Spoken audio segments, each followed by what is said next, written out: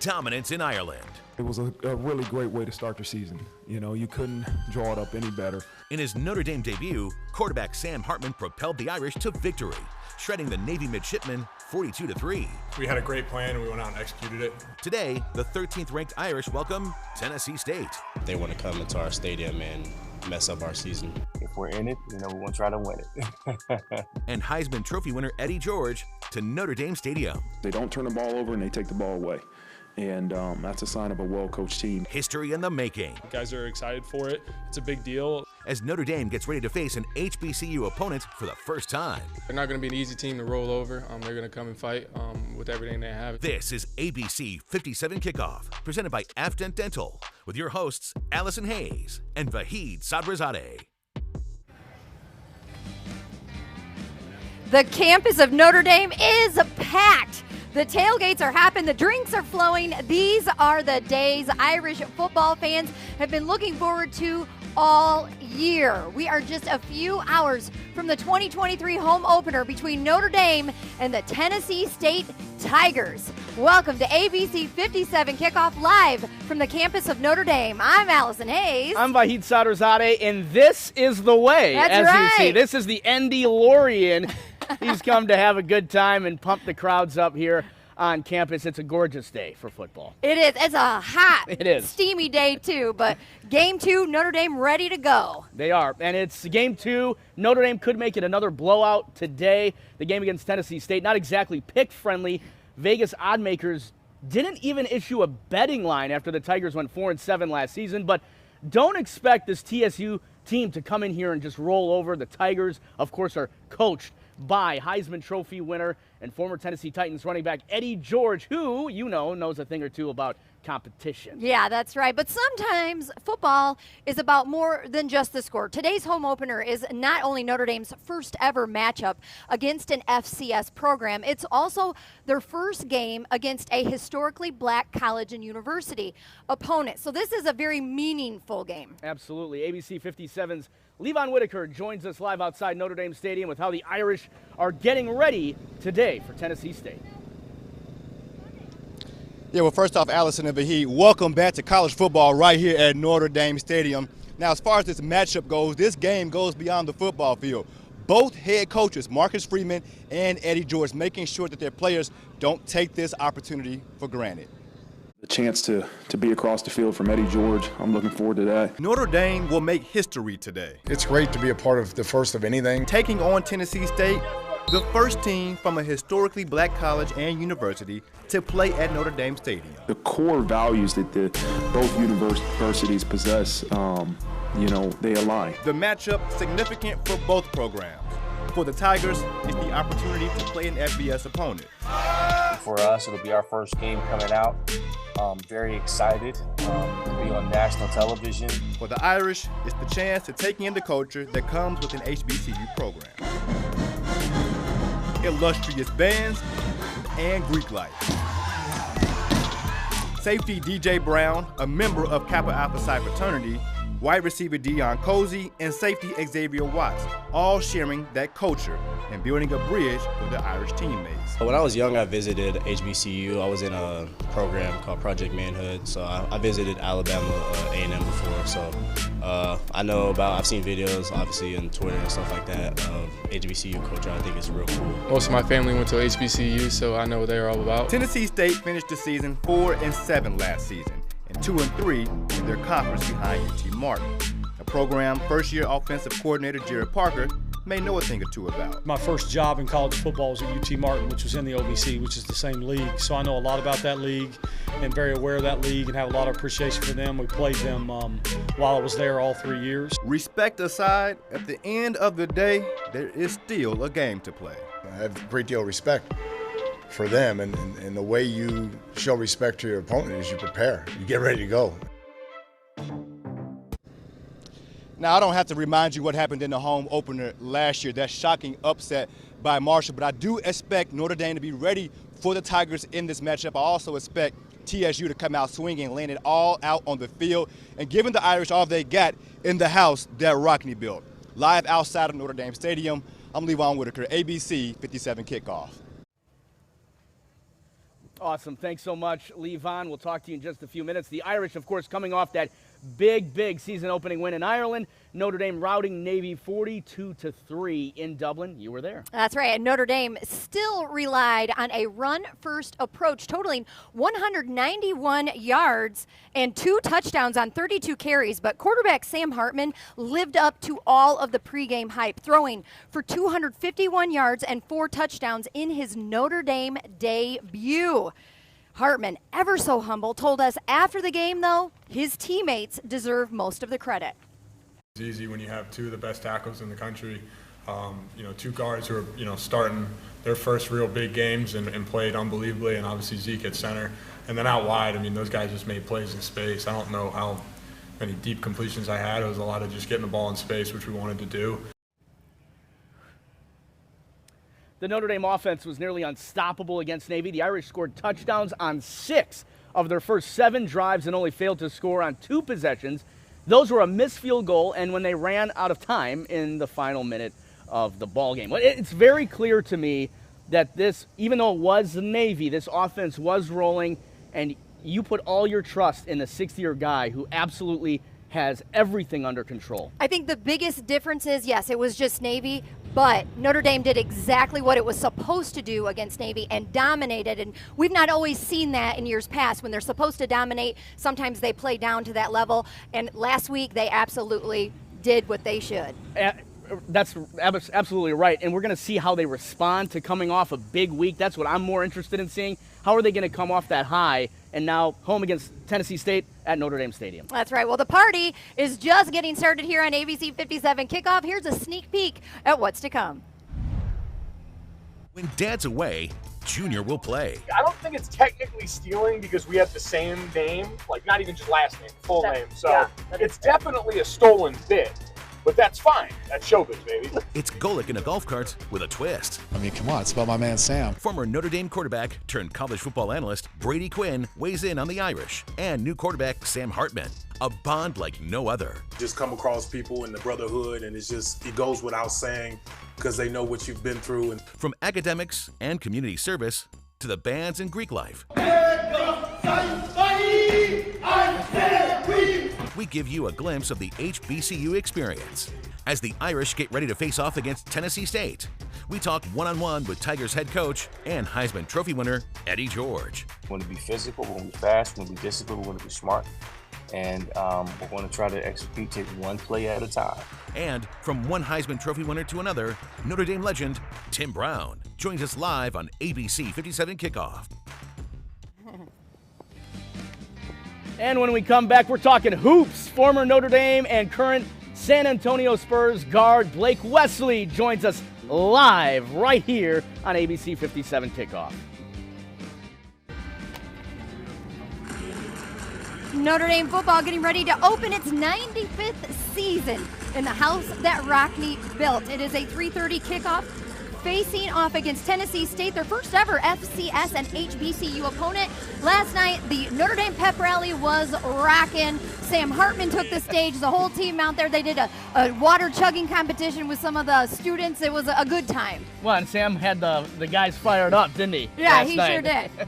Well, welcome back to ABC 57 Kickoff. It may be the Notre Dame football opener, but we're going to talk a little bit of basketball today. That's right. We're joined by former Notre Dame and current San Antonio Spurs guard Blake Wesley. Take us through, man, that rookie season. First of all, welcome, but take us through that rookie season with the Spurs, being drafted and the injury and whatnot, and then to finish your first NBA season, man. First of all, thanks for having me on here. Appreciate it. It was tough. It was a nice rookie season, but it was also tough at the same time. Rookies go through a lot. I mean, I went through an injury that I never knew that I was gonna go through. Tore my MCL. Was out for 2.5 months. Did a couple rehab. Then came back. Thought I was gonna play in the NBA, but went down to the G League for a little bit. Played up and down there. It was a process. I mean, everybody's not gonna be great their first year. It's all a process, especially for the San Antonio Spurs. So. Just to play under Pop and just to be there, seeing Ginobili, seeing Tony Parker every day, just a blessing. But I'm looking forward to year 2. Blake, go ahead. No, Blake you're from here. You're from the area. From South Bend. You came back home, and you held a 2-day basketball camp Yes. What is it like to come back to your alma mater, Riley, and how important is it to you to stay connected to the South Bend community? For sure. I mean, me and my mom always run a camp after when I had some free time. Always come back. I'm gonna run another camp next summer.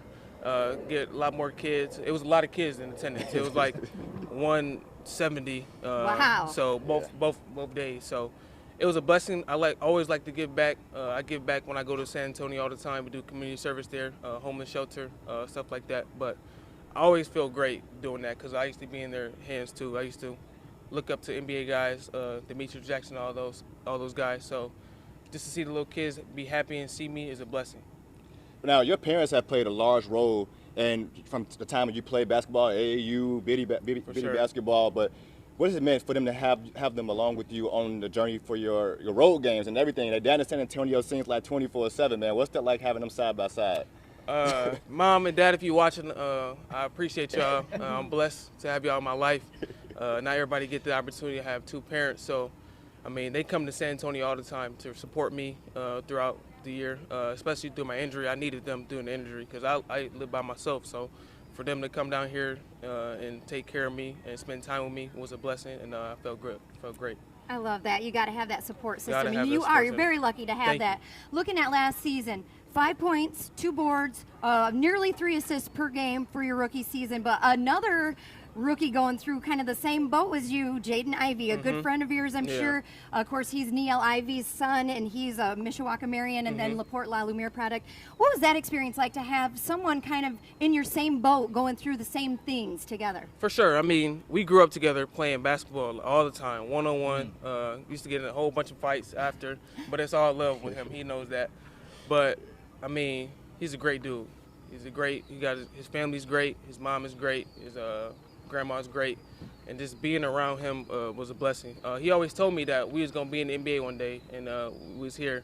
So it's crazy that we both went first round in the same draft, and it was a crazy experience at NBA draft. That's awesome. Yeah. And we had to schedule this interview early this morning because you got plans today. You're a busy man. You're going over the new Notre Dame men's basketball coach, Micah Shrewsbury. He set up a scrimmage today with you and some other former Notre Dame and current NBA players with this current team. Yeah, I'm going over there to see the guys, see the new guys play, kick it with them a little bit, talk some knowledge into them into the new year. So. Pat Connaughton's going to be there? I don't think so, but I don't know. He may be, maybe not. That's what we heard. That's a surprise. Okay, yeah, he might. Okay, if he's there, I can't wait to see him. So. Well, before you go, Blake, what's next for this upcoming season for you, man? Year 2, you get to play with the #1 overall draft pick, man. How special has he been in San Antonio? And again, you're playing under one of the legends, Greg Popovich. It's special. I mean, y'all see him in summer league. He's 7'5". He's like a guard. So to be able to play with him is going to be a blessing. We got 19 televised games this year, so we're going to get a lot of experience, a lot of people to see us. So it's going to be a blessing, and I'm excited for year 2. All right. Well, that is awesome. What a treat for us to have you here, and we're so proud of you. South Bend is proud of you, and the NBA season starts in October. We will be rooting for you and watching for you. Thank you. Yes, keep up the great work. Appreciate you guys. Thank you. Yes. Well, there is still much more to come here on ABC57 Kickoff, including your game day forecast. It is a hot one, plus one-on-one with Heisman Trophy winner and Tennessee State head coach Eddie George. Want to go up and try to compete and try to get a victory, but certainly to play in a historic venue, probably one of the greatest venues in all of sports, on the hallowed grounds of Notre Dame is really an honor. Welcome back to ABC 57 Kickoff. The tailgates, it's a little breezy, but it's hot. It's hot. The 13th ranked Irish getting ready to take on Tennessee State. And there's no question fans are excited to be back home for today's home opener. It is a gorgeous day, Allison, but it's going to be very, very warm here on campus with temps reaching about 90 degrees, and I'm sure on the field it might be hotter than that. Oh, for 100% sure. It's probably going to be over 100 on the field. The heat could definitely have an impact today. ABC 57 meteorologist Dave Caulfield now joins us live from the tailgate lots with a check of your game day forecast. Hey, Dave. Hey, Allison and Vahid. Yeah, we can definitely start to feel that heat. We were in the shade just a few minutes ago, and we are like, it's really nice. And then that sun hits you, and boy, it has an impact right now, and it's only going to get hotter as we head throughout the rest of the day. Great temperature for pregame activities. By the time we get to the game, make sure you stay hydrated with highs in the mid to upper 80s.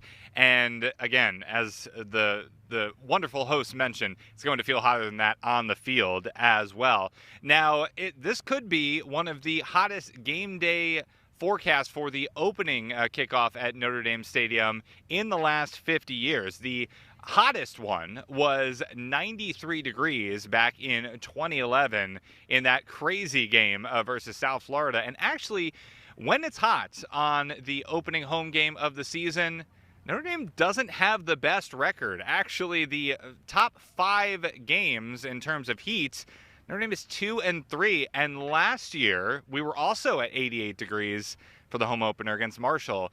And I think we all remember how that turned out, hoping for a different result this time around. Live on campus this morning, meteorologist Dave Caulfield for ABC57 Kickoff.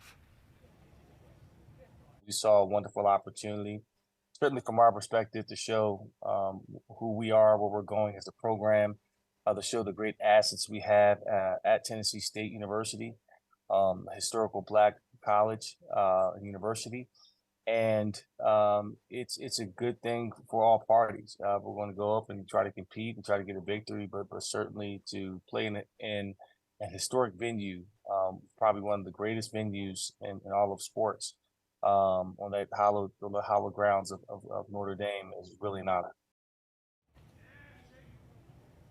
That is Tennessee State head coach Eddie George, and he knows the historical significance of today's matchup between Tennessee State and Notre Dame. Yeah, that's right. This is George's 3rd season as head coach of the Tigers. I had the opportunity to talk with the Ohio State Heisman Trophy winner one-on-one. George never had the opportunity to actually play inside Notre Dame Stadium, but he has had the opportunity to play against the Irish, and he says he feels that experience has helped him prepare his Tennessee State team. It was an awesome experience. But we're not going up there for the experience and to be spectators. We want to have to go out there and execute the best way we can. So I tell them like this, we're going to go out there, we're going to go play our type of ball game. And we're going to be physical, we're going to be fast, we're going to be disciplined, we're going to be smart. And we're going to try to execute, take one play at a time and just one quarter at a time. And try to win that moment, be in that moment, and just see where we are at the end of the game. And if we're in it, we want to try to win it. Looking at the matchup specifically, kind of brag on your team just a little bit. Of course, viewers from around here aren't going to know a whole lot about Tennessee State, but looking at your defense and the guys that you have coming back, do you feel like matchup-wise what is the best matchup for your team against Notre Dame? I think the best matchup, I think we got some good skill guys in the back end. That's the strength of our team, our secondary. We feel really good about where they are in terms of communication, understanding the coverages, where the run fits are. Really, the leadership is coming out of that unit. Our linebacking core is really good but thin. Up front, we got some size, but we don't have a tremendous amount of experience. That's our strength. Offensively, we're still trying to identify who we are up front, in terms of we want to be a run-first football team. And we know the challenges that come along with that when you're playing against a talented football team like Notre Dame. And 3rd season now for you as a head coach. What was it that made you want to get into coaching? And what do you feel like you've kind of learned and improved upon as you now head into year 3? I think the number one thing that I've learned is that the culture that you establish is never there. You're always working on and refining the culture of your program, and it has to grow, it has to evolve, it has to be a living, breathing thing that the guys buy into on a consistent basis. And that extends from not just the players you bring in here, but everybody that touches your program, from academics to equipment to medical, through performance training, nutrition, recovery, mindfulness. I mean, all of that really affects and impacts your program. So you have to vet out the right people that can be a huge asset to your program and help you move the needle in terms of us becoming a winning and sustainable program that it once was. We're trying to restore the roar here at Tennessee State. Now, the Tigers have only beaten an FBS school once in 6 tries. That win coming against Georgia State back in 2017. And Eddie won't be the only George on the field today. His son Eric, which is really cool, I think, is a freshman defensive lineman and is expected to get some playing time today against Notre Dame, his first college game inside the house that Rockne built. So cool. And also, I had a chance to meet up with Eddie George and his Tennessee State team last night exclusively as they did their walkthrough of Notre Dame Stadium. The Tigers, they were fired up. I actually heard one of the guys sitting on the bench. He was very serious, had his headphones on, and while everyone else is taking pictures, clowning around, having a good time, taking in the sights, I overheard him say, "This is going to be the greatest upset in history." And he absolutely meant it. He felt it. And I just could feel that energy and excitement for them. I don't think it's going to happen, Vahid, but I thought it was pretty cool that they're buying in and they believe it. Well, Marshall did last year. Yeah. It is the Super Bowl for a lot of these teams. It is their biggest game of the season, and showing up just to show up is not good enough for them. And to come in and compete and believe that you're truly going to get this done, I respect that a lot. For sure. I will say this, getting to see those guys in person on the field, there is going to be a definite size difference between Notre Dame and the Tigers. So they physically could be very outmatched in this. If you're coming to the game today, you may want to head to campus early, too. Construction season is not over here in South Bend. It takes a village for a Notre Dame football game to take place, and we're ready for it every year. The game day traffic changes you're going to want to know about coming up next. That's right. Plus, one-on-one with Brady Quinn, what the former Notre Dame quarterback thinks of new gunslinger Sam Hartman. The 13th ranked Irish kick off the home slate today, taking on the Tennessee State Tigers. You're taking a look at the Golden Dome. As you can see, the iconic landmark is being regilded with nearly 24-karat gold. The project started in May, and work is expected to wrap up in October. So the scaffolding will be up through the first half of the season. It's very cool to walk around down there, too. There's been little gold flecks around on the pavement. People have been picking it up, making artwork out of it. It's really beautiful. It is very, very cool. Looking forward to see the scaffolding coming down so we can take those selfies with the Golden Dome. Absolutely. Well, welcome back to ABC57 Kickoff, live outside Purcell Pavilion as we count you down to the 2023 home opener. Of course, the Irish taking on Tennessee State today at 3:30. And if you're coming to the game, you're going to want to do it a little early. I hate construction. Ugh. You do too. Headache. Multiple construction projects are underway in South Bend, which could cause a few headaches. ABC 57's Julianne Grochowski joins us live right now with what you need to know before you head to the stadium. Hey, Julianne. Allison, Vahid, we've got construction, road closures, and detours. Fighting Irish fans are going to have to deal with all three if they're going to come to campus today. Douglas Road is closed from Ironwood to State Road 23 at least through September, so the next 3 home games.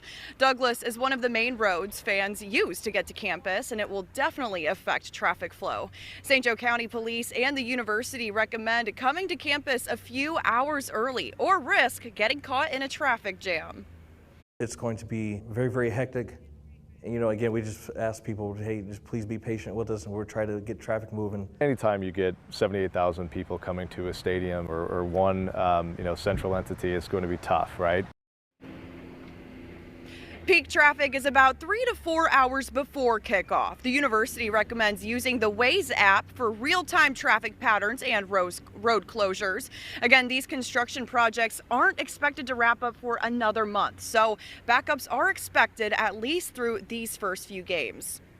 And new to Notre Dame games this year, fans can avoid the concession lines and order their food and drinks directly through the Fighting Irish app. To help accommodate the change, some of the concession stands are entirely grab and go now. Definitely sounds like something you might want to utilize if you're going to be at the stadium today. Reporting live from the campus of Notre Dame, Julianne Grahowski, ABC57 Kickoff.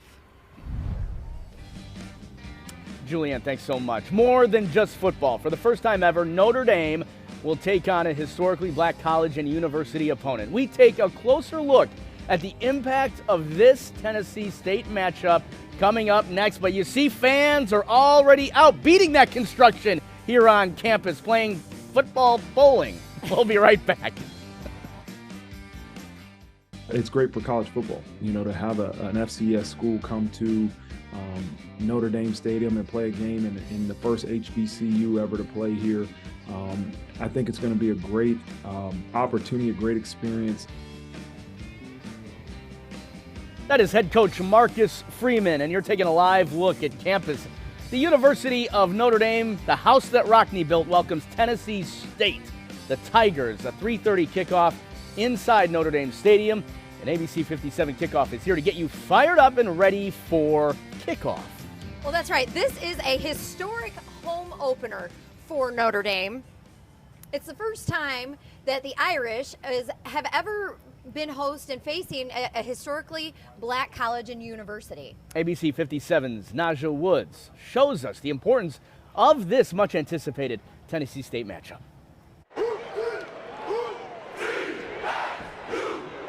The strong school spirit of HBCUs like Tennessee State University have been ringing throughout the nation for decades.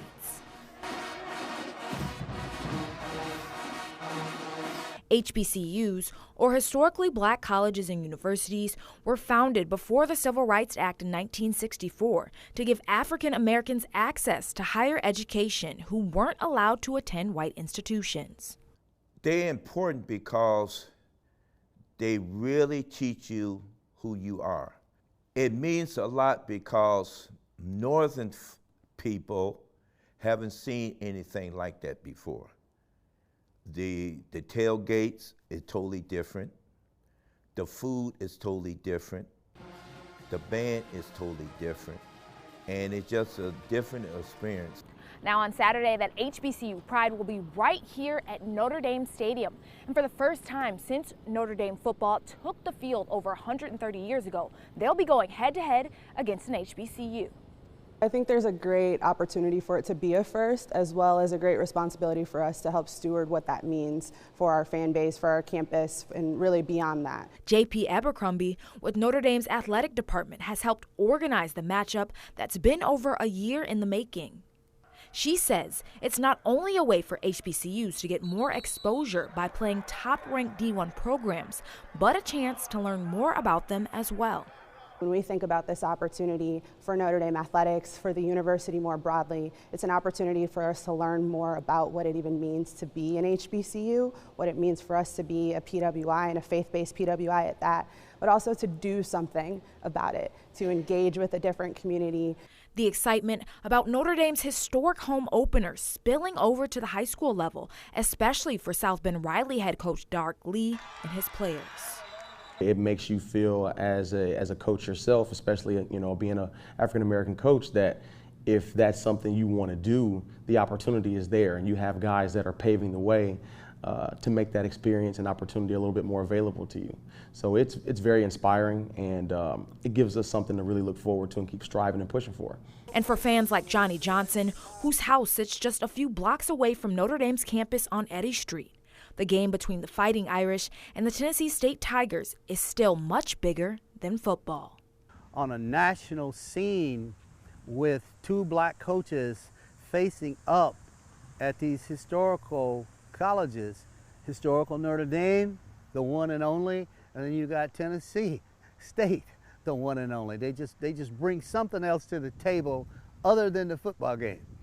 And then they bring in the bands. Now, on top of this historic home opener, TSU versus UND, two black head coaches will also be playing each other. Marcus Freeman and Eddie George right here at Notre Dame Stadium. It should be a great game, and in addition to the game, there's so many events celebrating an HBCU coming right here to Michiana. Those details are already up on our website, ABC57.com. But for now, reporting from the University of Notre Dame, I'm Naja Woods, ABC57 Kickoff.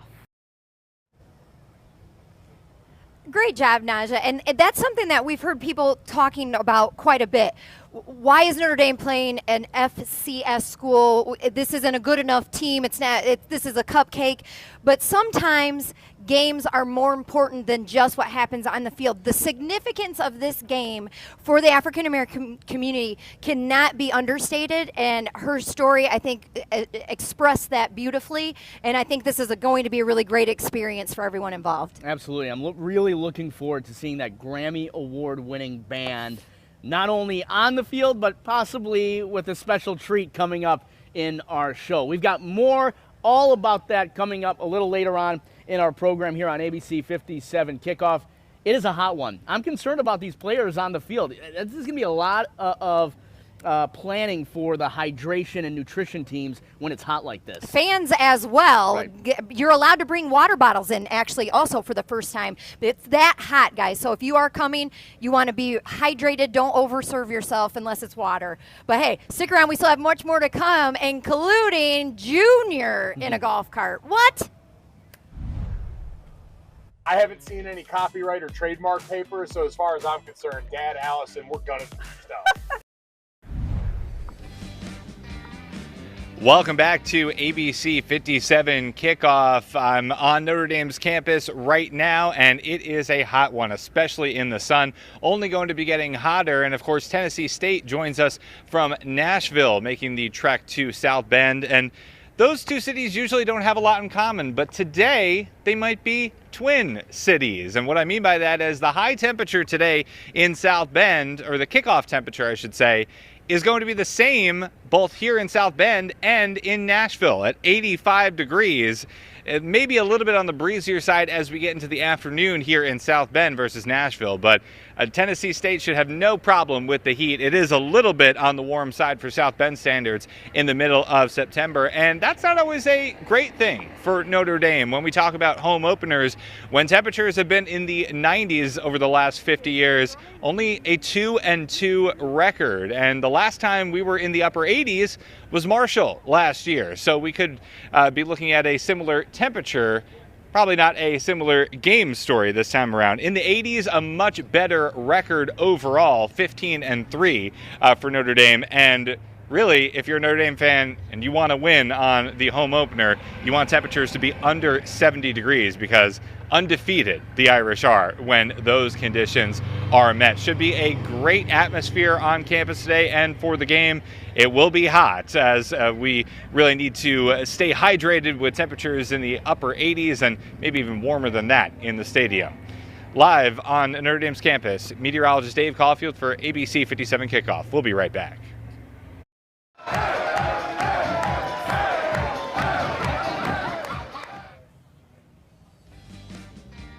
Well, you can't convince me otherwise. This is the greatest thing on the internet so far in 2023. Notre Dame offensive lineman Devin Houston and the Fighting Irish showing off their dance moves after last week's dominating victory over Navy. Notre Dame took the stage at the Jameson Distillery, much to the delight of the crowd in Dublin. You were trying to find that action too. I have watched that video probably 50 times. I couldn't love it more. He drops into the splits. It's fantastic. You got to find it. It's the best thing you said on the internet right now. No doubt. Hard to believe, though, that you guys were in Ireland this time last week going live from Dublin. It was truly an incredible experience.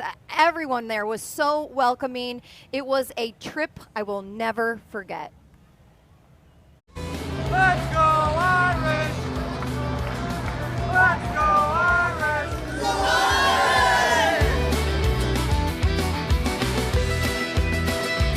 This was built in the 1880s. How did you do? It was okay. It wasn't bad. Do I get $50 if I put it in? No, I do. It's reverse psychology. We're at the bottom of the Giants Causeway right now. That's right. In Northern Ireland, it is spectacular. Belfast actually has a fairly radical history. dating back till the 19th century. We're starting our day in Glendale.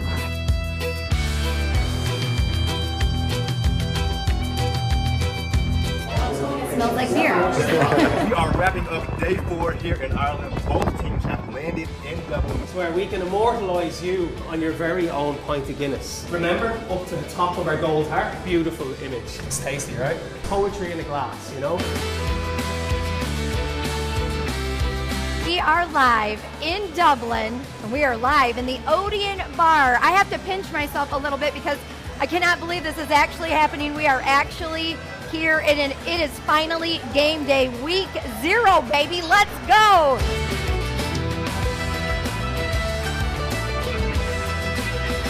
Look at this crew behind me. I mean, come on. I don't want to go anyplace else. I got the party behind me here.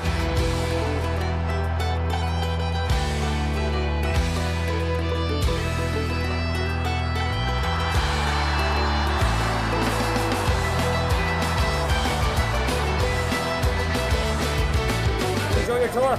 We've had a wonderful time. Beautiful experience. This is Nick Shelton coming at you live, large and in charge from the Guinness Storehouse in Dublin, Ireland. Back to you, Vahid. Thank you so much, Nick. Shout out Nick Shelton, your husband. A lot of that footage was Nick's, so he was a big part of that trip. I wanted to make sure that our buddy could get in there just in the nick of time. And that is an ongoing joke for us with you, Vahid. We for started years. that, like our first year working together. He was with us helping set everything up, and we're having him do a mic check, and he said, live, large, and in charge. And now that every time we get a chance, we got to say it. So right now, we're live, large, and in charge. Wherever we are across the globe, we indeed are. Thanks so much, you guys. And let's just talk for 1 second about Ireland.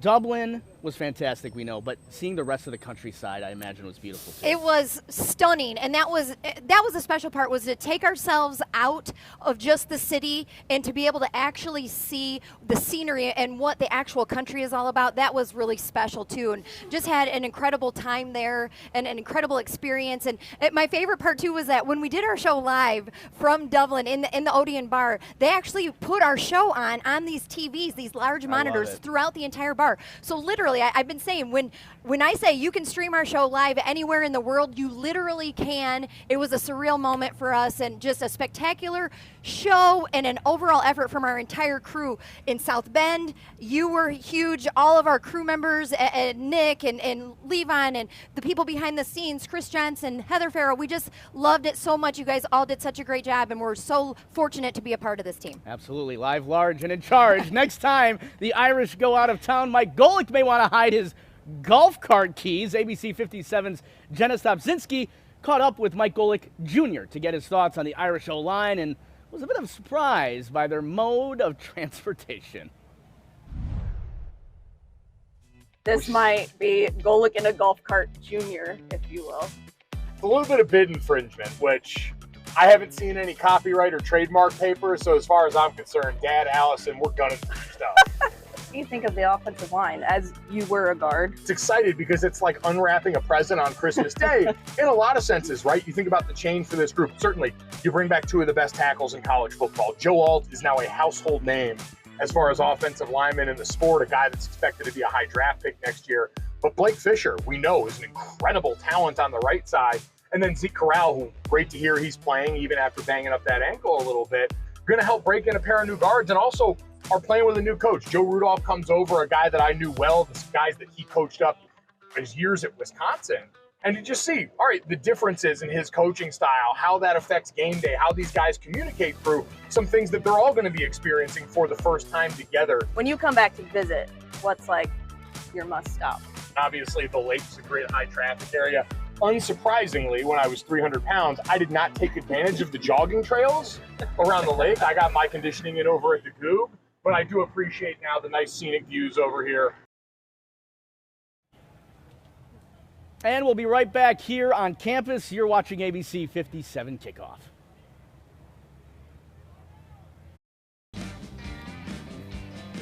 A Niles teen received some surprise visitors Friday during his chemotherapy treatment at Memorial Hospital. Irish head coach Marcus Freeman, linebacker J.D. Bertrand, safety Xavier Watts, and running back Skip Velada delivered lunch and spent some time with Colton Hubbard, a junior at Brandywine High School, and his dad, Andy. Colton told me it made him feel great that the Irish head coach and players spent time with him and other kids on the pediatric floor the day before the home opener. Well, it seems everyone has an opinion right now about Notre Dame, including former Irish quarterback Brady Quinn. And this season, of course, it's now his 6th season working as a college football analyst. I had the chance to talk with him one-on-one to get his thoughts on the Irish and quarterback Sam Hartman. Come on, it's about my man Sam. He's going to be the starting quarterback, and he came here for a reason. This season's all about, to me, Sam. And he came here for a reason. He's got a purpose behind that.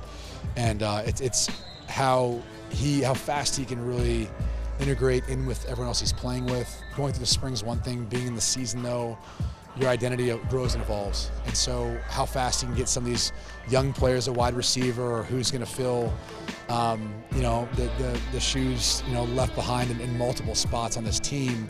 All that stuff will be defined as the season moves along. So, but it starts and always ends with the quarterback here at Notre Dame. What are some of those maybe intangibles? What are the things that you're seeing in Sam that make you believe in him? I've got zero concerns. He's got a wealth of experience and knowledge for any quarterback that's dealing with a new system, and really more so than that, developing chemistry with the guys he's throwing to. There's so many things that I think people have a hard time understanding, but the ball is leaving your hand. From the time you get that snap from center, the shotgun snap, it's leaving your hand within 2.5 to 3 seconds. And in that 2.5 to 3 seconds, you're making you're anticipating a lot of things happening. And in order to do that, you've got to feel confident and trust the guys you're throwing to and what you're seeing out there. But as you get through training camp, as you get into the season, he's only going to get more and more comfortable. And let's not forget, too, he's not splitting reps with Tyler anymore. Tyler's not here any longer. So it'll give him even that much more time to be able to ingrain himself as the starter for this upcoming season. Marcus Freeman, the growth that he's shown from last year to now where they are, and the staff that he's put in place around him. Yeah, I think when Tommy left, given my relationship with Tommy, I was concerned, like probably everyone else. I have a lot of respect for Tommy. He's a good player here. He's a great offensive mind in my mind and how I view him. So there was some concern there. I don't know that he could have kind of found a better fit with Tommy leaving and Harry Heastan leaving, and getting a guy like Joe Rudolph and getting a guy like Gino Videlli, who's got play calling experience to match with Coach Parker, and Joe Rudolph, who has coaching play calling experience to match with them. And as far as all the games I've ever called with Wisconsin, all the games I've been around with Joe Rudolph, he's an unbelievable mind, especially on the offensive line. So I think we found ourselves in a really, really good position getting both Gino and Joe to fill those voids, and now Coach Parker calling the plays. I think we're in a really good spot. Well, great insight from Brady. He's definitely optimistic about the Irish. And coming up later this season on ABC57 Kickoff, we'll take an in-depth look at the fund initiative Brady founded to help Notre Dame compete in the world of NIL. Well, there's still so much more to come here on ABC57 Kickoff this morning as the Irish get ready for the home opener against Tennessee State. We take a closer look at the Notre Dame D when we come back. Fight, fight, fight, fight. Sacrifice, unselfish sacrifice. We're going to get them on a run. We're going to go, go, go. And we hunt for the stop until we go that goal line. We are Notre Dame.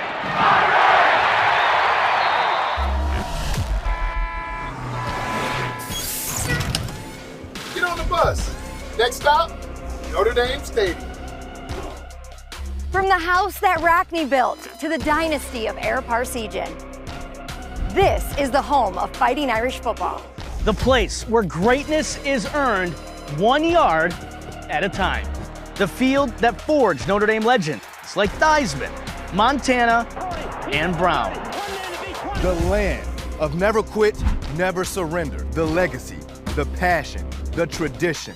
That is Notre Dame football. ABC57 Kickoff is back. Bigger and better than ever. Another season of Fighting Irish football.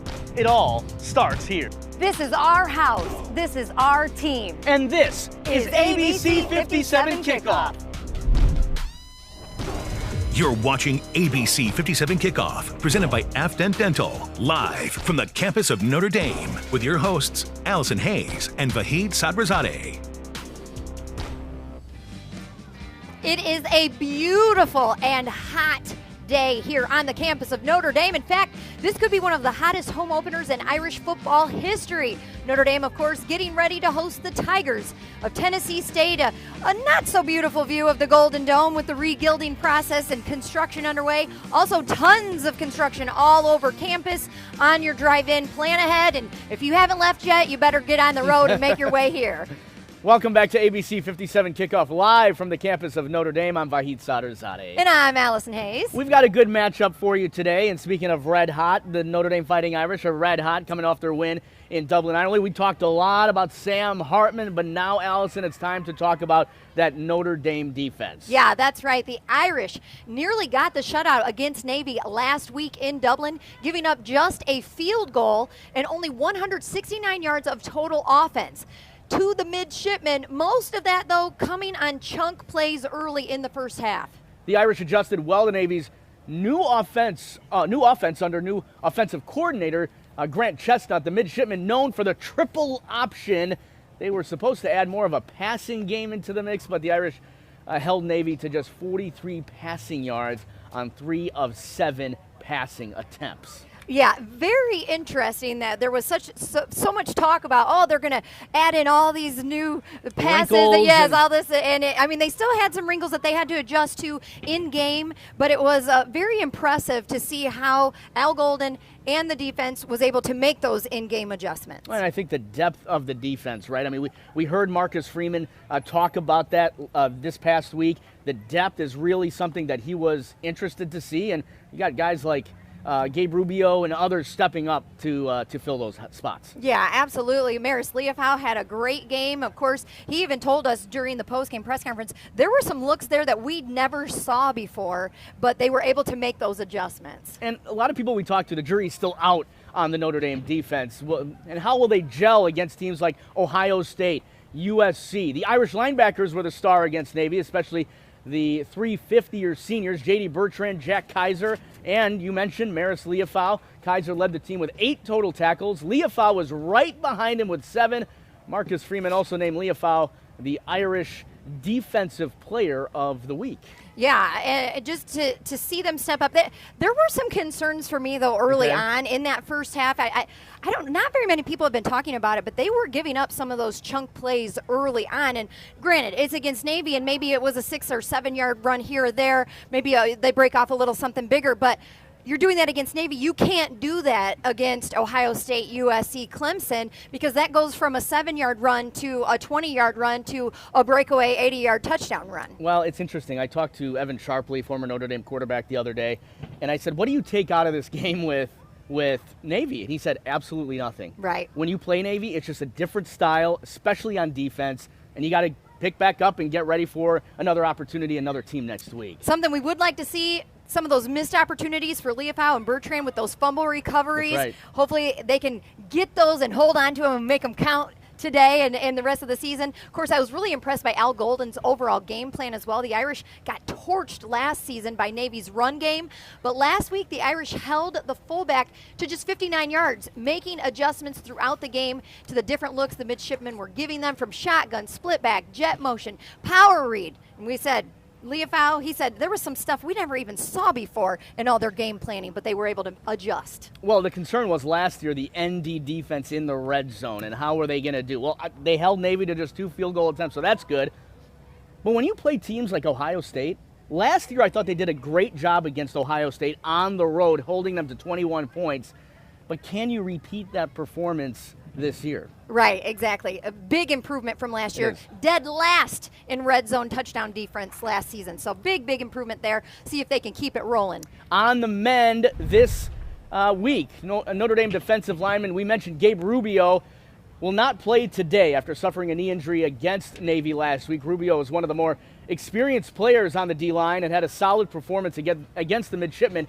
Head coach Marcus Freeman told us he expects Rubio will be out at least a couple of weeks. And I told you this story in the studio, but as we were heading out of the press conference on Monday, head coach Marcus Freeman is walking right in front of us out of the Rockne gate, and Rubio is walking across the sidewalk there, and he's going, "Rubio, you better be out there in 2 weeks. Get out of that boot. We told the media you're going to be back on the field in a couple weeks." It was fun to see the playfulness. Exactly, a little comfort. He's kind of coming into his own and relaxing just a little bit. Well, it is time to ask the experts. Enough talk from us. Let's hear from John Brice from Irish Illustrated. He's joining us live next. What his thoughts are of the season opener in Ireland and what the Irish need to work on.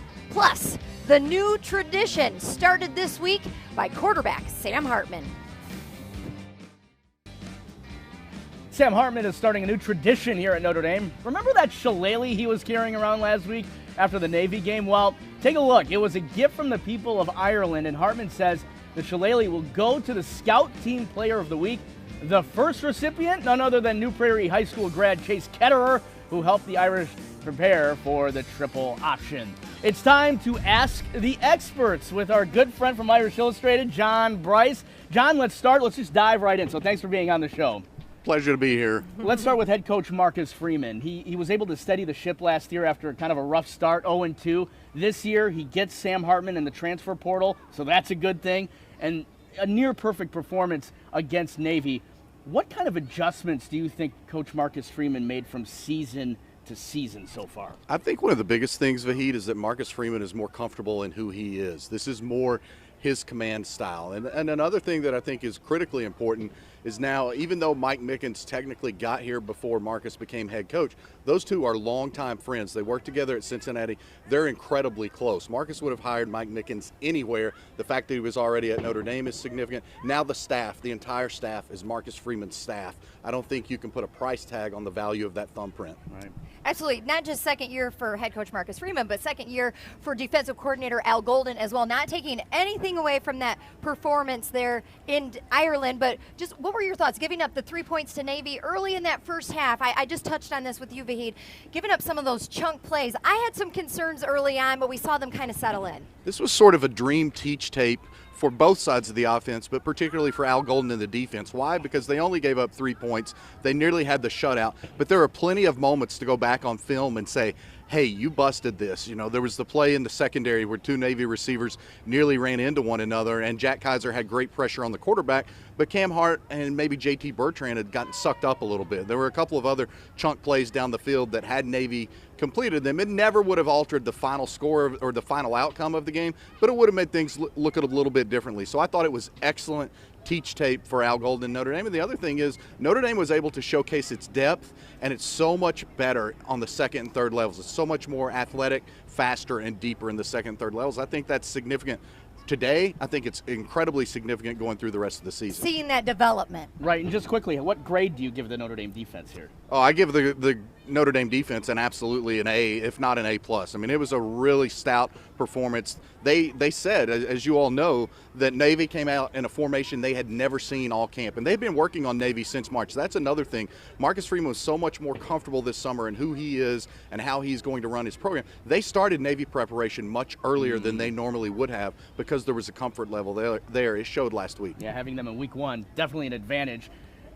Talk about you're a Tennessee native. Talk about what this game means to Tennessee football in general, Tennessee State, and having somebody like Eddie George run that program. Yeah, it's huge for that program. It's significant to note that the athletics director at Tennessee State is Mickey Allen. He's a former football player. He actually won a national championship at the University of Tennessee in 1998. So Eddie George has that top-down support that is so vital. This is the type of platform that a lot of HBCU programs don't get. We saw Deion Sanders lead Jackson State to some of these showcase opportunities, but not against a program that stands alone in college football like Notre Dame. And so this is an absolute opportunity for Tennessee State to showcase what it's about. I was able to listen to Eddie George speak yesterday on campus. He had some great things to say about how it was so bad when he took over. He said, this is year 3, but this is the first year of my rebuild. He said, we were below a rebuild. I thought that was a very striking comment from Coach George. Right. And just some final thoughts looking at this game, not just really the final score of this game, but really how high is that ceiling for Notre Dame? Are you drinking the Kool-Aid after Navy? I was drinking the Kool-Aid all camp long. I think this is an elite Notre Dame team that will go into the Clemson game in control of its college football playoff fate. I really believe that. This is a top-end, elite Notre Dame football team. They've got 2 NFL draft picks at the tackles positions. Sam Hartman will be a draft pick. Their running back group is as deep as anybody in the country. Ben Morrison is as good as any cornerback in the country. There's other great pieces on the defensive side of the ball. This is absolutely a team I expect to compete all season long for a college football playoff berth. Just keep Sam Hartman healthy. That's my biggest concern. Absolutely. Get him out in the second half. Right, absolutely. John, thank you so much. Thanks for having me. I appreciate it. it. Come back anytime. We're going to be right back here on ABC 57 Kickoff. We're just getting started. And part 2 of your one-on-one interview with Heisman Trophy winner Eddie George coming up next. I think back to when Eddie George was at Ohio State. I was a young person, and remember watching Ohio State football, every Saturday, and he's the Heisman Trophy winner and just an unbelievable talent. As I got older, I got to know him as a person. He's just a great human and a great father and a great husband, and so somebody I have much respect for. Today's game features a matchup between 2 relatively new college football coaches. Marcus Freeman, of course, in his 2nd season leading the Irish, while Eddie George begins his 3rd season, and we just heard John Brice mention leading this Tennessee State team. Yeah, both Freeman and George played at the Ohio State University, but that connection was merely a coincidence when it came to setting up today's game. I had the opportunity to talk with George one-on-one about the mutual respect they have for each other. Known Marcus when he played at Ohio State. Watched him over the years become a phenomenal coach. When he worked under Luke Fickell at Cincinnati and then became the head coach at Notre Dame. Nothing but tremendous respect for who he is as a leader. Had a chance to talk with him briefly while we were up at Notre Dame last year. Just kind of the things that he's learned as a coach that he can impart on to me. Just a phenomenal man. Definitely a player's coach. X's and O's wise, he's outstanding. And he's a very disciplined man. He has a military background in terms of his father and his upbringing and so forth. So I understand the man that he is, and it really is going to be an honor to coach against him. Our opportunity to play against him on Saturday. Well, you mentioned that Marcus is definitely a player's coach. For yourself, as you're finding your way as a head coach, what do you feel like your identity is as a coach, and how do you impart that onto your team? Well, it's just being me. I don't know. I don't define myself or put myself in a box of being a disciplinarian or just a player's coach. I'm going to coach my players like I father my children. I'm a teacher. I'm a mentor. I wear various hats, and it requires different parts of me during a particular time of the day. So my thing is that, hey, if I can coach the person and really impact his soul and really have that individual look into what their vision is long term, and in a real way, as a byproduct of that, I'm going to get a better player. You can't compartmentalize who you are on and off the football field. So really, it's developing relationships and coaching them to reach their fullest potential by any means necessary. Well, of course, head coach Marcus Freeman is not the only one with a connection to Eddie George. Also, Notre Dame current running backs coach, Dylan McCullough, he reached out to me. He said, hey, man, I go way back with Eddie George. And, in fact, his dad, Sherman Smith, even coached George for his first 7 years in the NFL. From 1996 to 2002, I talked with Sherman. He told me George was the best player he ever coached. And I quote, Eddie was a guy that I told every player to just follow his example and you'll be okay, both on and off the field. Eddie George is a special man, and I also had a chance to talk to Eddie about that yesterday when I was at their walkthrough, and he agreed. He said just an amazing connection with Sherman Smith. So very cool. All these connections we've got with Eddie George, the Heisman Trophy winner. Joining us now, former Notre Dame running back John Mosley. How you doing, You said it very well. You played for the Irish from 1980 to 83, helped lead Notre Dame to the 1983 Liberty Bowl. And John, we actually met you in the lobby of their hotel, because I wasn't in Ireland, but you were. It's great to have you on the show. Thanks so much. It's good to be back on natural soil again, you know, the true Irish soil. What was it like that 40,000 fans, Irish fans, made the trip to Dublin? What was it like for you to connect with other former players while there? You know what? I had one Dr. John Sweeney who had he met his wife here at Notre Dame, Patty. He said, "Hey, Mose, just get over here. We have a place for you and go." And I just said, "You know what? You're right." And it was all different directions. And I ran into Allison and her husband in the hotel, and it just was just Notre Dame feeling. It was just a lot of love in the air. It was great. Absolutely. In the hotel lobby, we were talking too about this game in particular, and you were telling me just, this is more than a game today. Oh, yeah. It's very important. This is history. This reminds me of the day that Father Joyce and Father Hesburgh would say, this is what Notre Dame's all about. We step up to the plate. We do things that most universities don't think about. And it's more of a university thing, not a sports thing. And when I explained that to you, it meant a lot to me, because back in 1972-73, when women were integrated here at the University of Notre Dame, as a Catholic university as well as Culver Military Academy, when they integrated women, it was time to have a change. And I think Notre Dame is always going to be the first to do the change.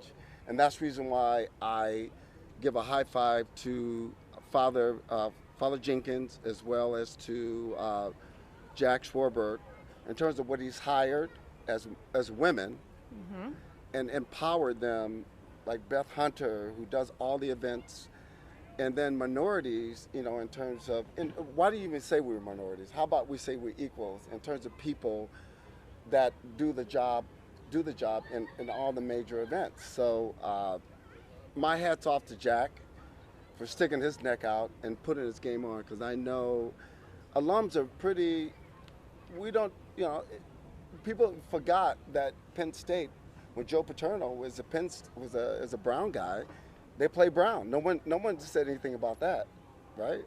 So I think this is awesome. And then when they did basketball, when they did Howard University basketball, NBC, they stepped up to the plate. Right.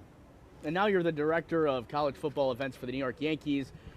What has your role been bringing the Irish to Yankee Stadium, and could we see another game in the Bronx anytime soon? That's not for me to say. It's just for me to be. We wanted to get the exclusive this morning. We come out for a reason. But Notre Dame has been significant in New York City. That's the reason why they come with the subway alums. So that's the reason why you have a capacity in New York for basketball, football, when they come out to Madison Square Garden, when they come out to Brooklyn, when they come out to the Sweet 16, you will always have a Notre Dame crowd.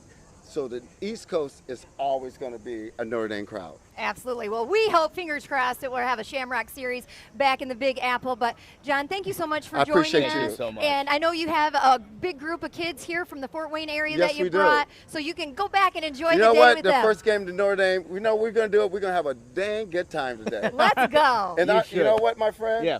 You from Iran? Welcome to Irish football, brother. Oh, I've been around Irish football for 7 years, so yeah, absolutely. Thanks so much. Thank for you, joining us. John. We have much more to come on ABC 57 Kickoff. You don't want to miss it. Stick around.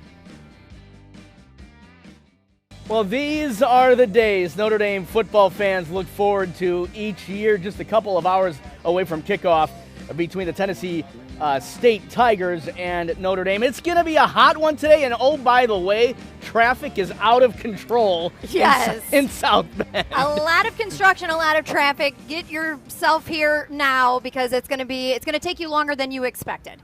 Welcome back to ABC 57 Kickoff. Today's matchup is one for the history books. The Tigers are the first FCS and HBCU program the Irish have ever faced. This game resonates beyond the field, as we've talked about already, and Coach Marcus Freeman is making sure his players appreciate this opportunity. That's right. ABC57 Kickoff's Levon Whitaker is live at Ivy Court at an HBCU community tailgate. I know it is rocking over there. Hey, Levon.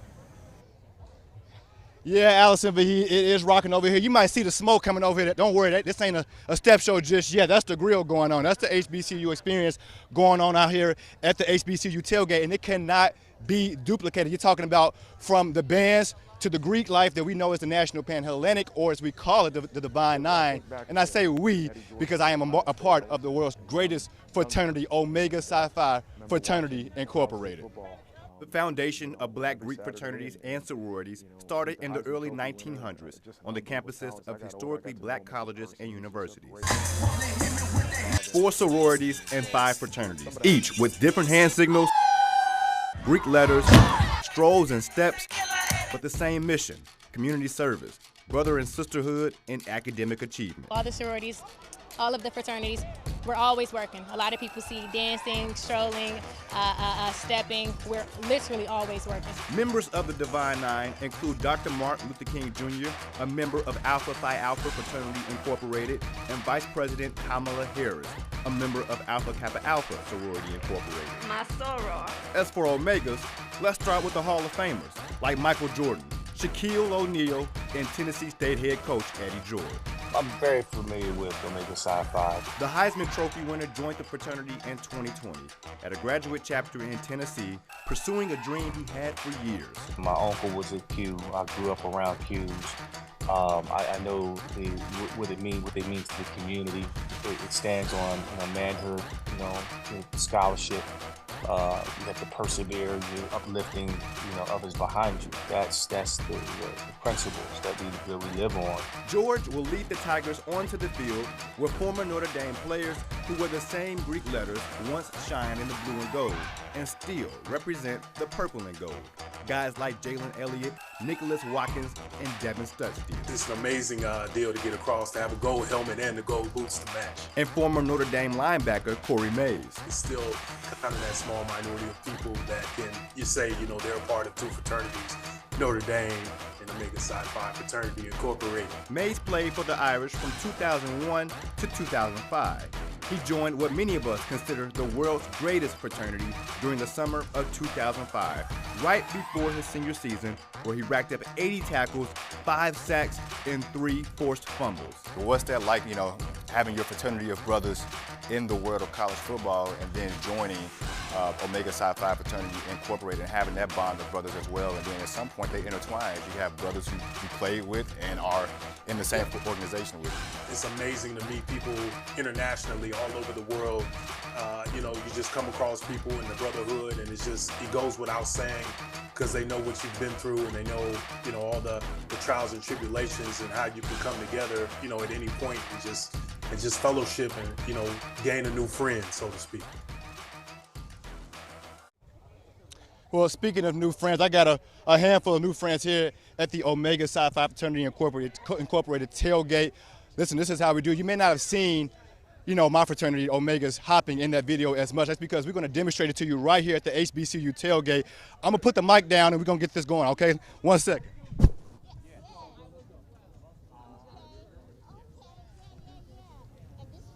We are the Brother Qs.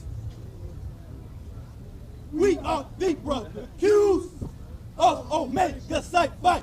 We make a vow to do or die to all you other frats, cat who hope and wish we want to see if you can you hop like this. Well, we walks it, we runs it, we twist, we hop, we stand for Omega Psi Phi.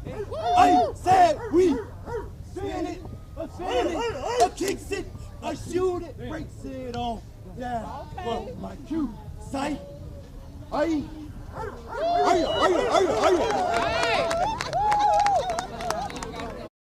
With the same rich tradition of the Irish.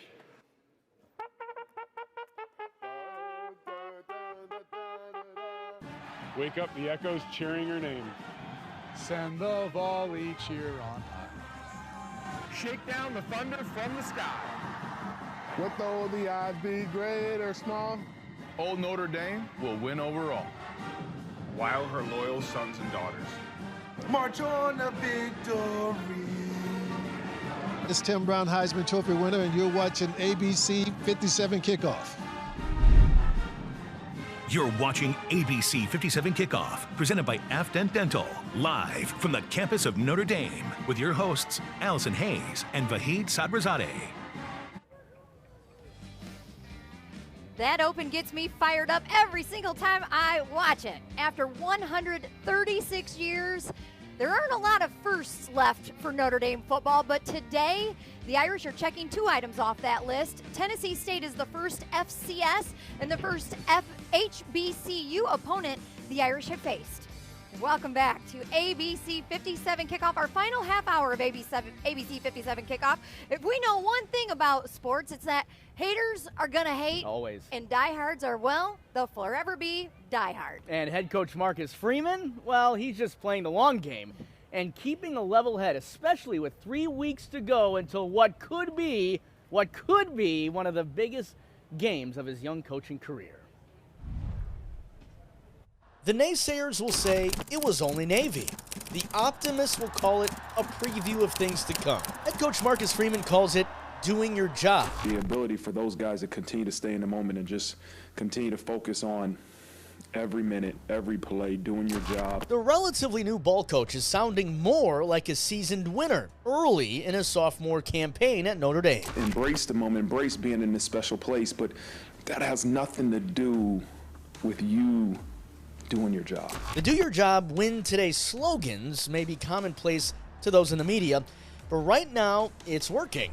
And his team right now looks unstoppable. We often say 120 by 53 in the third. That's really what matters. Enjoy it, because not every place in the country is like Notre Dame Stadium, but your focus has to be, once the game starts, just to win the interval. Do those things that we talk about that it takes to win each play. Trust in defensive coordinator Al Golden and new offensive coordinator Jared Parker has paid off, with 444 yards of total offense while giving up only 3 points to Navy. We won the game. What can we learn in this hour or two meetings that we're going to have as we look back at the last game, right? And I feel like I'm having a team meeting right now, right? like we're going to look, this first hour, we're going to look at the last game.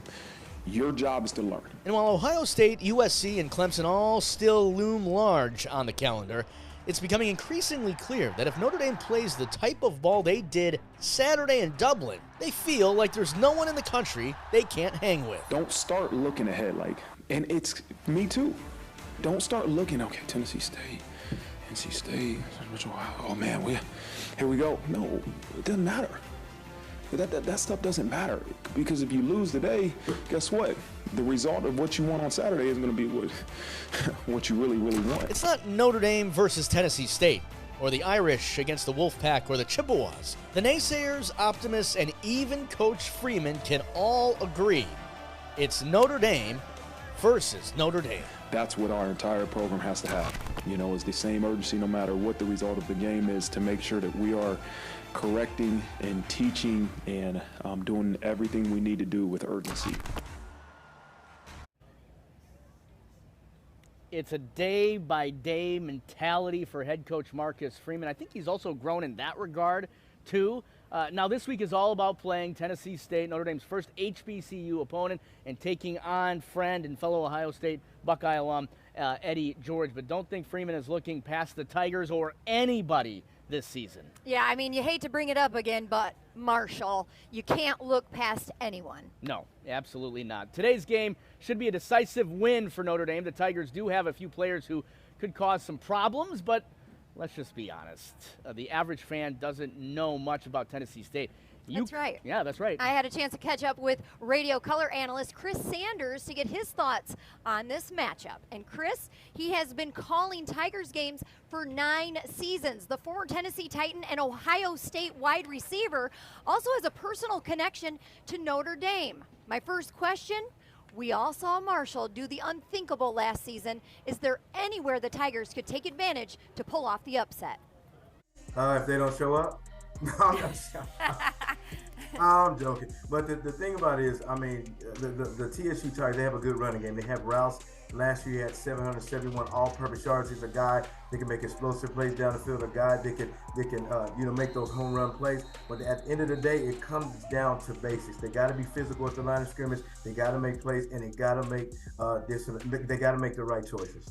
And looking at your quarterback, Draylon Ellis, he's a senior. He's got more than 5,700 yards passing for his career, 41 touchdowns. How dangerous can he be? He's really dangerous. The one thing that he does is he extends the pocket and he makes something happen out of nothing. Actually, about 2 weeks ago, I went to watch them to do an squad scrimmage, and he's one of those guys that you have to keep your eyes on. He extends the pocket. He keeps his eyes downfield. He goes to his progression. And if you don't stay home, if the linebackers don't stay home, the defensive guys don't stay home and keep their eyes on the quarterback, he's one of those quarterbacks that can kill you in the passing game, but also use his feet to make some plays also. Well, of course, you're not only the Tennessee State color analyst, but you're also a former Ohio State Buckeye. Whoa. The Ohio State. Oh, my bad. Hey, I heard some groans in the studio. The Ohio State. See, you can't say that with the Notre Dame. That doesn't sound right. It's the Ohio State University. Sorry. Out of respect, the Ohio State University and Tennessee Titans wide receiver. The Tennessee Titans wide receiver? No, I'm just kidding. But you played with Tigers head coach Eddie George, both with the Buckeyes and with the Titans, right? What was Eddie like as a player, and how does that translate over now to head coach at Tennessee State? You know, just watching him when he came in at the Ohio State University. I'm a little older than him. The one thing I love about Eddie George, he's a fighter. He's one of the hardest working guys you will ever meet. Let me give you a perfect story. I remember we were playing Illinois, I think it was in 1993, and he fumbled 3 times. And I'll never forget, he was sitting in his dorm room, with tears in his eyes and basically wanted to quit. And I just kind of looked at him. I said, man, quit all that crying, man. One day you're going to win the Heisman. I mean, you work too hard. 2 years later, in 1995, he won the Heisman. And the one thing I love about Eddie George is he understands how to overcome adversity. He understands to take the task at hand, even though against insurmountable odds. And that's exactly what you're going to see with this Tennessee State University team. They're going against a big test. Notre Dame is a great university. My son went there in 2016. Great university, great players, great coaches, just great atmosphere all around. But you better believe Eddie George is going to get those guys ready to come in here and fight, even though it looks like it's an insurmountable odds. I love that, and I love you just touched on. You're not just a former player, not just a color analyst, but you're also a dad. Your son, of course, Irish wide receiver C.J. Sanders. You had the opportunity to watch him play at Notre Dame. What was that experience like for you? I have to imagine it had to be pretty special. It was very, very special because I had a chance to be a part of his dream come true. And I remember, C.J. calling me after his first game, his freshman year, and he started crying. He said, Dad, I started crying when the song came on at the beginning of the game. The song called Here Come the Irish. And he said the intensity, the hard work that paid off to be in that situation. And it's just one of those things that's just so surreal. I mean, I walked on campus, I walked in the stadium, I saw all the players, and just being a part of something great. And CJ loves it to this day. Oh man, of course. CJ, he not only made his mark on the football field, but also on the big silver screen. He actually starred alongside Jamie Foxx in the movie Ray, where CJ played the blind music legend Ray Charles as a child. How about that? I mean, just the experience of him becoming a child actor and being able to be there on the red carpet. It's amazing. I mean, it just shows you that he's versatile in what he wants to do. He's not just a football player, he's an actor, and then on top of that, he got a degree from one of the best colleges in the whole universe, which is Notre Dame. So I love what he did on the screen, but I love what he did in football. But at the end of the day, he's just a well-versed guy, and he's really handsome, just like his dad.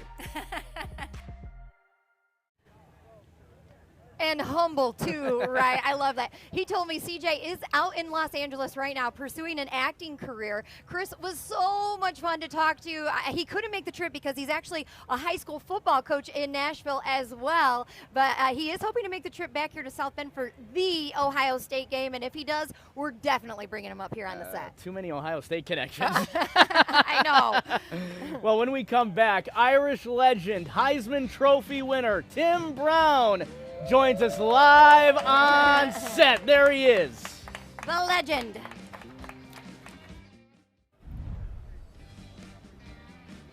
Well, welcome back. Joining us now, a true Irish legend, Heisman Trophy winner Tim Brown.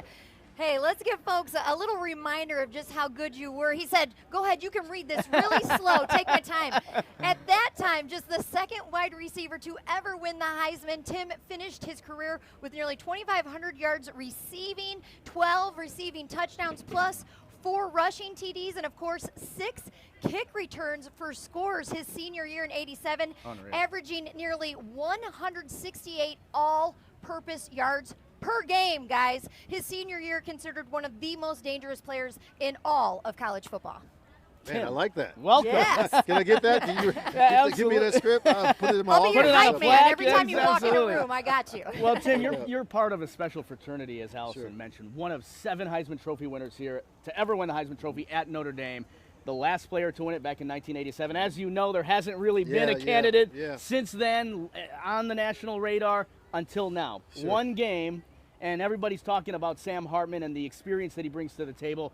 In your mind, what does he need to do to get that invite to New York City? Well, you know, the great thing for Sam is he's going to have that opportunity because you have Ohio State in your backyard, and you have USC in your backyard with the reigning Heisman Trophy winner coming to town. So if you cannot perform in those, you can perform in those games and win those games, I think he has a great shot of being in New York in December and possibly winning a trophy. But it's certainly going to take him winning some. When you're at that position, you have to win games. You know what I mean? For me and for, you know, running backs, you run the ball, you catch the ball, you return kicks. But for quarterbacks, they have to win. And if this guy can win, then I think everybody's going to be looking for him to win the Heisman. He certainly has the stage to do it. No doubt. Also, Tim, you have been welcomed back here with open arms as part of the mentoring program that Coach Marcus Freeman has implemented. What's your involvement been with that, with these current players? What have you talked with them about, their response to that? Yeah, you know, I had a chance to talk to the whole team, and basically I gave them the scenario of my football life, right? I had 27 years of football, only had one chance to win a championship, and I played in one championship game, and I didn't win it. So I started out by saying 27-1-0, you know what I mean?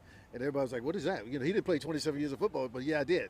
You know, going back to middle school. So if you want to win a championship, you have to think about it now, because when it's game time, it's too late, you know what I mean? So at that particular time of the year, when I was here, that's the time to start thinking about winning a championship. Absolutely. Of course, this year's wide receiver room is absolutely loaded with talent. What's been your impression of these guys so far? Well, you know, I love how they're getting along, you know what I mean? Because sometimes when you have so much talent in the room, you know, elbows get to, you know, being pushed around. But these guys love each other and are seemingly wanting to play for each other. So one of the other things that Coach did with the mentoring program, we were all assigned. Rocket was assigned somebody. I was assigned somebody. Derek Mays. So my guy is Tobias. You know, so, you know, we talk all the time, you know, only about football-related stuff for the most part, or life-related stuff, and really just trying to get him focused on what Notre Dame is really all about, right? And sometimes the football thing can be overwhelming, and, you know, the classroom certainly can be overwhelming, but there's a middle ground here at Notre Dame that when you really, you know, get into it, that's what this place is all about. Well, you've seen a lot in 35 years as part of this program here at Notre Dame, and one of those things is coaches coming and going, starting with Lou and now head coach Marcus Freeman. I wanted to ask you, what traits do you see in head coach Marcus Freeman that gives you confidence that he can lead this team to a national championship? You know, the main thing you see is the players want to run through the brick wall for him. You know what I mean? That's the main thing. Just you got see. chills, you know? know? I mean, you know, when Lou came here, you know, I started with Jerry Fowles, and, you know, I love Jerry because he brought me here, whatever. But when Lou came, it was like, whoa. You know, it was just a totally different energy in the room.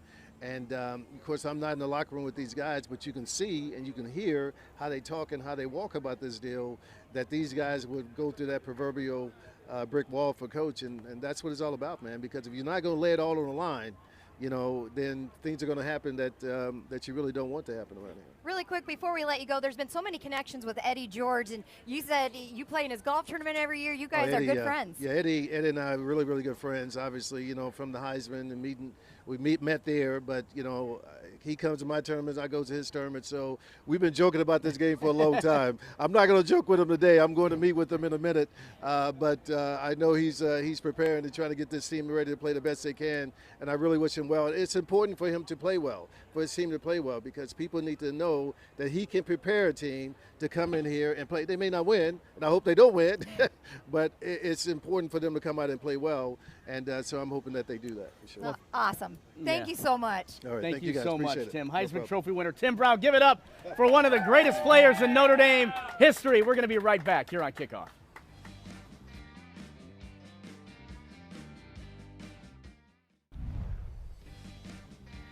Welcome back to ABC 57 Kickoff. It is a hot one for the home opener, that is for sure. Already starting to feel those effects of the sunshine. It only gets hotter as we head into the afternoon.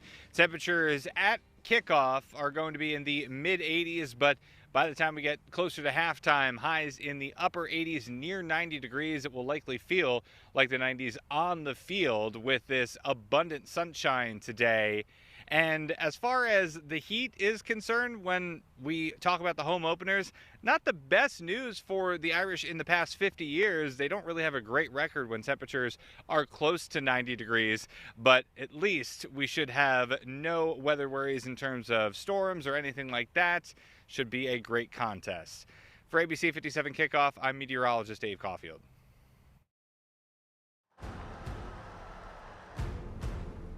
We had a great plan and we went out and executed it. Not really to any of my abilities, it was more guys around us. Up front, it starts there. You know, I mean, I think it's easy when you have two of the best tackles in the country. And then out wide, I mean, those guys just made plays in space. I don't know how many deep completions I had. It was a lot of just getting the ball in space, which we wanted to do. This moment isn't too big, and it's about him going out there and just executing. When you play clean football, good things happen. The entire event was just so well done. You know, felt like an unbelievable bowl experience. And to start the season off this way was just very humbled to be a part of and excited, you know, to get back to work.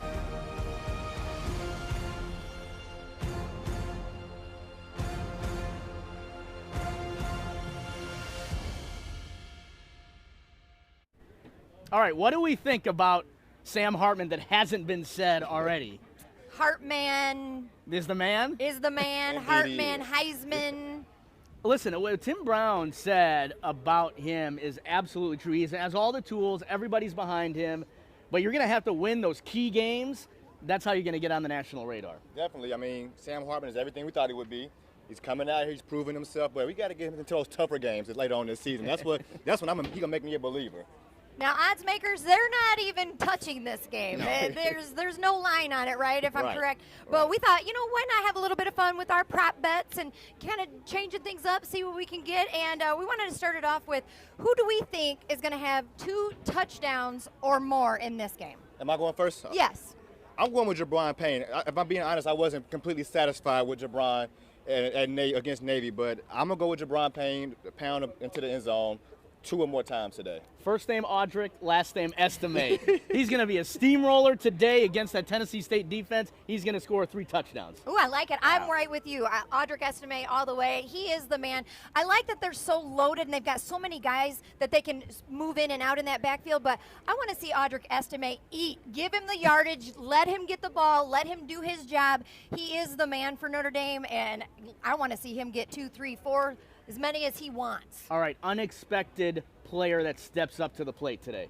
You know, I was very shocked when I saw the freshman Christian Gray on the field against Navy. I'm going to go with Christian Gray, the freshman cornerback, number 29, in case you don't know who he is. He's going to get plenty of playing time today. I think he makes a big play, not pass breakup. I'm talking about an interception. All right, I'm going with my guy Jordan Botello. He is, if you heard Marcus Freeman talk about special teams and how key they are to this team, Jordan Battelle has been a special teams member for all the years he's been at Notre Dame, and now he's starting to finally get some playing time on that D-line. He's going to get a fumble recovery today, I believe, for a touchdown. I'm going like bold. it. That's I like risky. it. I'm taking Tobias Merriweather, wide receiver. Now, that's not really like an unexpected guy, but last week was unexpected. He was the only wide receiver who didn't have a catch in that game. That's uncalled for. I think he's going to come back in this game. He's going to step up big, and he's going to have some big plays for the Irish. All right, final score. Who's taking Tennessee State? I'll create my own money line. Nobody. Put it all on Notre Dame. Whole bank account on Notre Dame. You got 60-10? I'm going with Notre Dame 60-10. I'm talking about the air game, on the ground, special teams. Everybody's going to get a piece of the pie today against Tennessee State. Sorry to the Tigers. I don't know if there's enough plays in the game now that the clock is running to get 60 points. I don't know if they did that on purpose to keep it moving, keep the games a little lower. I think 54-10, they're going to score 54. But watch out, Tennessee State might get some points here. Absolutely. I think Notre Dame can put more than 50 points on this team, no doubt about it. But I think a respect factor is there. I think they, not to say they're going to let off the gas, but I think you're going to see a lot of the backups getting in. They're going to let them do their job, and if they score, they score. But I think they're not going to run it up. They're not going to pile it up on them out of respect for this HBCU team. But we'll see. I'm saying 48-3. I think very close to a shutout again for this defense. But Draylon Ellis, that is their quarterback. He's crafty. He can get it in there, make some plays with his feet. He might be able to put them in position to at least get a field goal on the board. It's a hot one. Get some water, a beverage, enjoy the game. It's hot. That's right. Thank you for watching ABC 57 Kickoff. Go Irish.